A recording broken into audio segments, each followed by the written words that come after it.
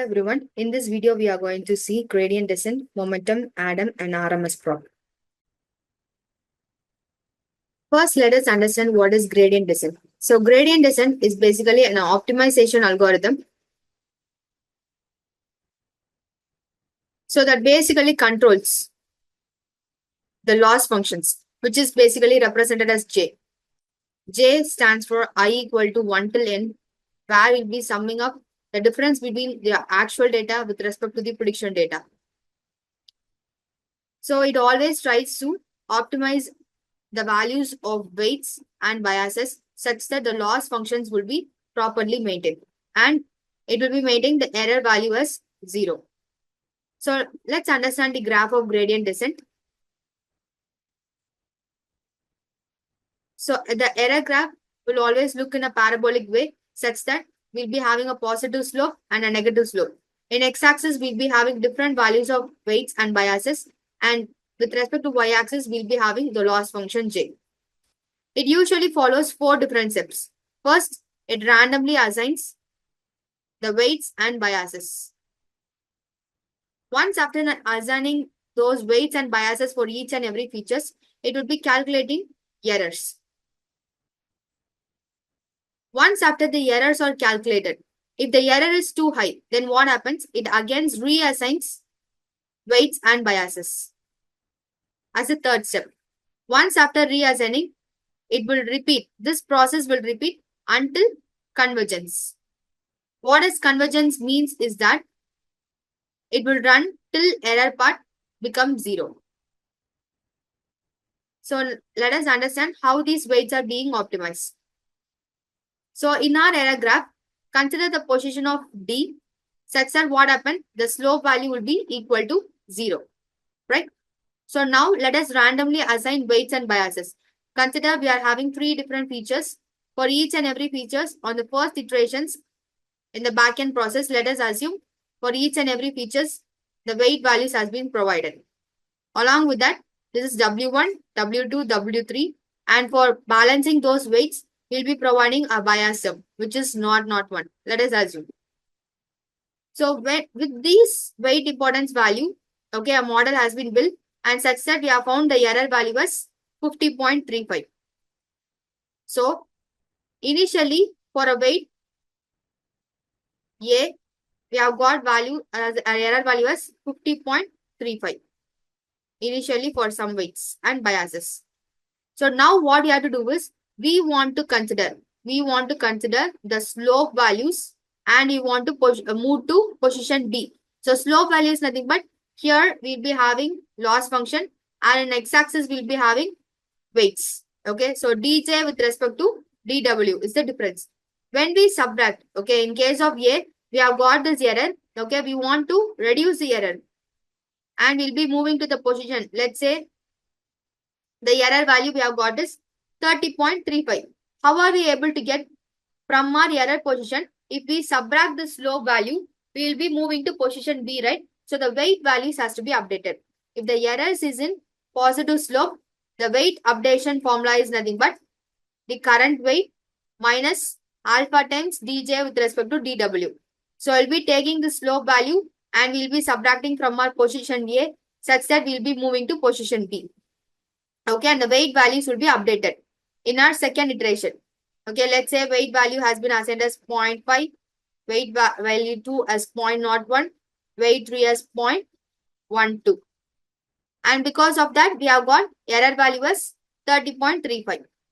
Okay, so this is how the values are reassigned. Reassigning of weights and biases would be done. Then again, it would be taking the slope value, then it moves to C, then it will be taking the value, and then it will be reaching the final value D. Here, the error value will become 0. So this is how the weights are basically adapted when you are making use of gradient descent. So the gradient descent are basically used starting from your boosting algorithm, and even in case of your linear regression also, we will be able to find the weights and biases. So for such application, we will be making use of gradient descent till deep learning. Deep learning also, when creating a sequential model, will be optimizing this gradient descent. Next, let us assume If what happens is that sometimes because of these weights, the error value that we have got is negative 30.5. Let's assume. Okay. It is at position A. Now we want to move to position D. So in order to do that, again, a slope has to be taken, that is dj with respect to dw, and we'll be moving to position D. Okay. Because of the reassignment of weights with the help of the slope values. We are moving to this position D, right? So now here, in case of negative slope, the weight value updation is equal to current weight plus alpha times dj with respect to dw. We'll come up with what is alpha means.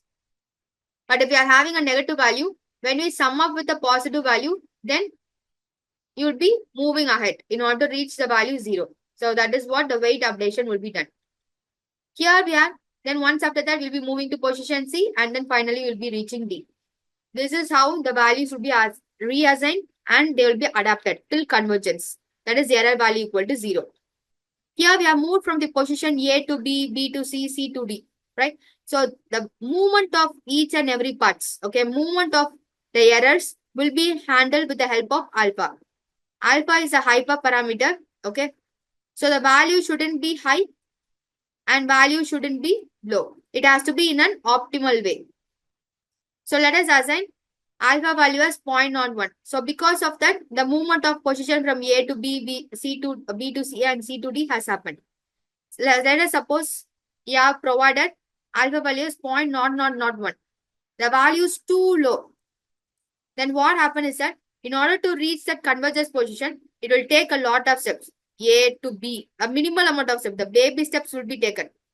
D and E in order to reach the position error equal to 0. So this is how the control part will be done with the help of alpha. Then we are going to see some other optimization algorithm, that is momentum. So momentum is basically built on top of gradient descent. So what does it do is, it will just add a fraction of the previous update of the weights to the current update weights.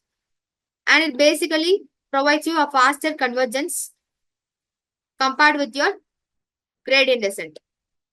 Okay, it will speed up your convergence and it will smoothen the updates. But we need some tuning for momentum parameters. Okay, such that we'll be getting a faster convergence. Then third optimization algorithm is RMSprop. So RMSprop, basically we have this alpha rate, right? That is usually we have to set when you are making use of gradient descent. But it has been automatically adapted with the help of RMSprops. And it will stabilize your learning process. It is effective for your noisier data and it will lead to, sometimes it may lead to a small overlay updates in some situations. Okay, such that the position of your local minima may exit. Okay, that is in rare cases. Most commonly in case of deep learning, we'll make use of ADAM. So ADAM is a combination of momentum algorithm along with RMSprop. So what happens is that with the help of momentum, it will be able to do faster convergence in reaching your error value equal to 0. We'll call it as local minima position. In order to reach that position, it will be taking a faster convergence, and along with that, it will be adapting the learning rate also, as it has a combination of RMSprop. That's the end of gradient descent, momentum, ADAM, and RMSprop algorithms. See you in next video. Thank you.